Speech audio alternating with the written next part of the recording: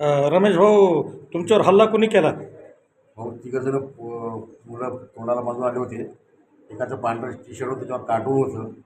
आणि सकाळी जी भांडणं झाली होती त्या अमोलसोबत, त्याच्यामध्ये त्या बाईचा मुलगा होता, त्याच्यासोबत होता. त्यांनी मारून ते पोलीस स्टेशनला गेले. तुम्हाला मारून? हो, रॉडनी मारलं. माझ्या डावा पाय पूर्ण त्यांनी फ्रॅक्चर करून टाकला आणि उजव्या पायाला सुद्धा मारलं त्यांनी मला.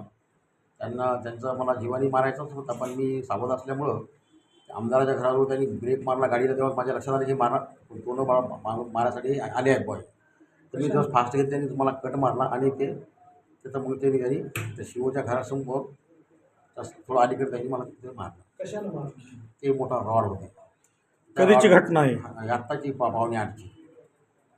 आणि त्याच्यामध्ये ते पाईप होते, पाईपामध्ये बहुतेक गुप्ती बी असू शकते मला, म्हणजे त्या पाईपात तिघं जण रॉड घेऊन सगळ्या. ठीक आहे.